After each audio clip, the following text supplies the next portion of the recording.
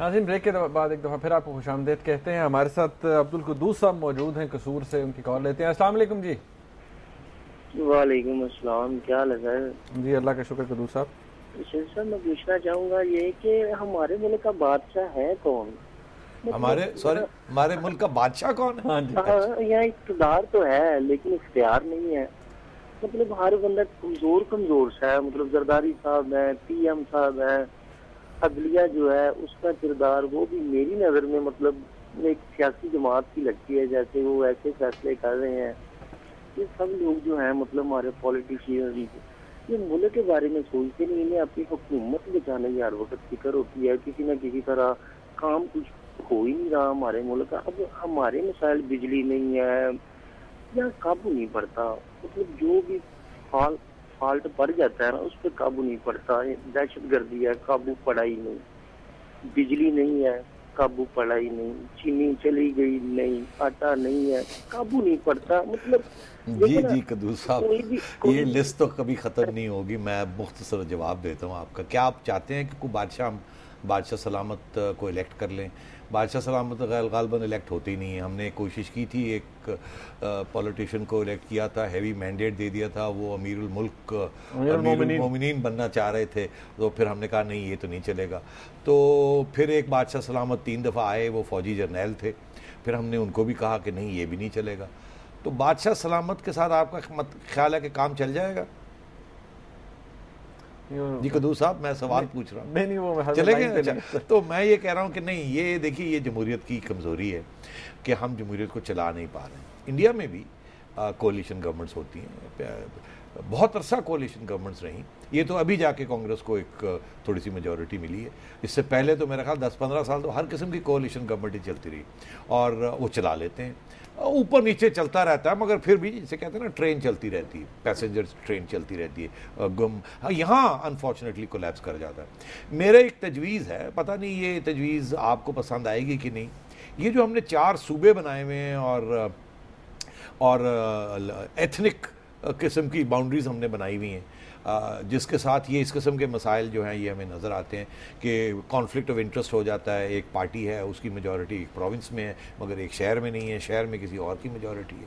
इसी तरीके के साथ फ्रंटियर में जो सूरत हाल है, तो क्या अगर हम जितनी हमारी डिवीजन्स हैं, 26 या 28 डिवीजन्स हैं इस मुल्क में, उस किस्म के एडमिनिस्ट्रेटिव यूनिट्स बना लिए जाएँ और ये पावर की डिवोल्यूशन कर दी जाए, तो फिर सबको रूल करने का मौका मिलेगा और फिर कंपटीशन होगी कि कौन अच्छा रूल करता है, कौन अच्छा नहीं रूल करता, और वहाँ के लोग जो हैं वो खुद अपने पॉलिटिशियंस को अकाउंटेबल करेंगे। इस तरीके के साथ यही तो मैं समझता हूँ, यहाँ 5 बादशाह बने हुए हैं, एक प्राइम मिनिस्टर साहब बने हुए हैं, 4 चीफ मिनिस्टर्स बने हुए हैं। तो शायद अगर 28 बादशाह हो जाएं तो कोई भी बादशाह इतना पावरफुल ना हो और सब बादशाह को काम करना पड़े और आवाम की हिमायत लेनी पड़े। तो ये बेहतर नहीं है कि हम अब ये वक्त आ गया है सोचने का कि अब हमें इस मुल्क की devolution, genuinely devolution of power करनी चाहिए। और यही एक डिमांड MQM की भी है। और यहाँ भी आपने देखा कि लोग कह रहे हैं कि लोकल बॉडी के इलेक्शन होने चाहिए। लोकल बॉडी के इलेक्शन कोई भी प्रोविंस नहीं कराना चाहती, क्योंकि ये जो प्रोविंशियल चीफ मिनिस्टर्स हैं ये अपना पावर जो है बिल्कुल डाइल्यूट नहीं करना चाहते। तो जो फेडरल गवर्नमेंट नहीं करना चाहती, ये इधर यहाँ प्रोविंशियल चीफ मिनिस्टर्स नहीं करना चाहते। तो शायद ये बेहतर एक तरीका निकले। हमने अभी तक ट्राई नहीं किया। 63 ईयर्स लेटर हमने 1 यूनिट भी कर लिया, 5 यूनिट्स भी कर लिए, 4 यूनिट्स भी कर लिए, अब 28 यूनिट्स करके भी देख लें। वो अमेरिकन सिस्टम को फॉलो करें, बड़ी सोच समझ के उन्होंने बनाया हुआ है। खैर साहब, हमारे साथ एक कॉलर है नजमा ख्वाजा, उनसे बात करते हैं। अस्सलाम वालेकुम जी। हेलो जी, अस्सलाम वालेकुम। वालेकुम। जुनैद कैसे हो आप? जी मुनीब नाम है मेरा। अल्लाह का शुक्र। मुनीब कैसे हो आप? जी अल्लाह का शुक्र। सेठी साहब, आज ये शर्मा रहा है, आप क्या कह रही हैं? और मैं जो हूँ ना, आपको जो अपनी अकीदत का मैंने हाल सुनाना है, आपने मुझे मना नहीं करना, इजाजत है? नहीं, आप मुझे सवाल पूछिए प्लीज। हाँ, नहीं, मुझे शर्मिंदा मत करें। ये भी एक सवाल है। जी, ये भी एक सवाल है। जी। ये है नजम सेठी, जिसका नाम है, दाना है, निडर भी है। बड़ी मेहरबानी, मैं बंद कर रहा हूँ आपको।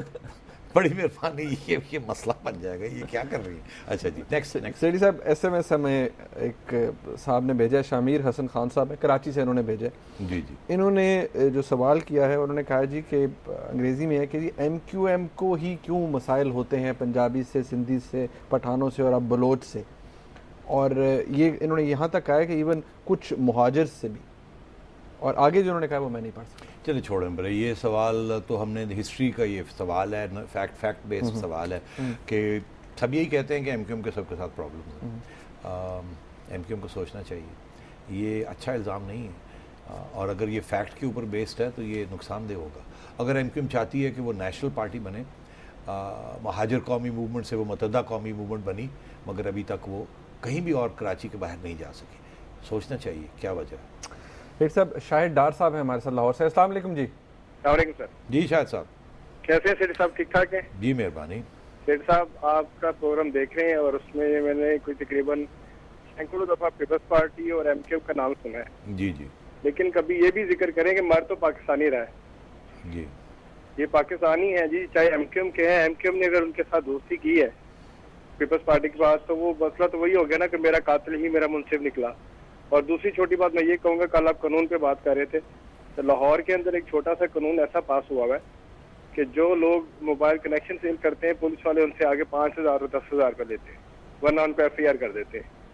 तो ये चीफ मिनिस्टर साहब की नाक के नीचे ये जो काम हो रहा है, उनको शायद उनको पता नहीं है कि ये भी कानून चला हुआ है लाहौर में। बड़ी मेहरबानी, आप सही कह रहे हैं। ये जो आप पंजाब की जो बात कही, इसके बारे में मुझे तो कोई ख़ास इल्म नहीं है, हो सकता है आप सही कह रहे हो।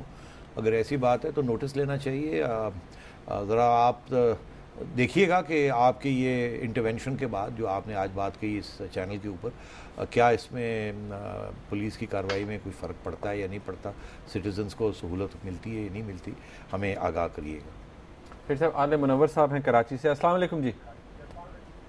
सर आले मुनव्वर बोल रहा हूँ। जी नजम साहब, क्या हाल है? जी, आपके मेहरबानी। खैरियत से हैं? जी मेहरबानी।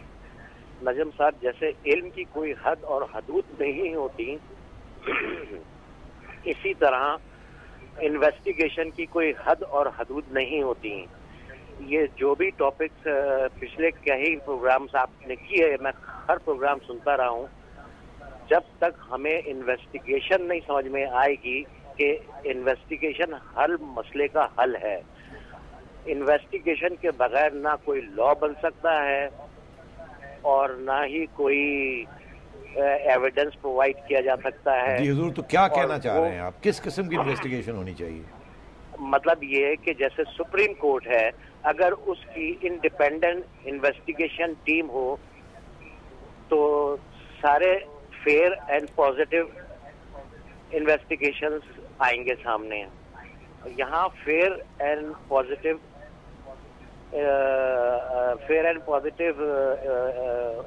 I am so sorry, line में कुछ प्रॉब्लम्स हो रही जी, हैं। मैं आपकी बात समझ गया हूँ। मैं सिर्फ ये कहना चाहूँगा हुजूर वाला कि अब सुप्रीम कोर्ट 90% केसेस में जो बाहर तो कॉन्स्टिट्यूशनल कोर्ट्स होते हैं। हमारा सुप्रीम कोर्ट कॉन्स्टिट्यूशनल कोर्ट के अलावा भी अपील कोर्ट है, और क्रिमिनल मैटर्स में भी।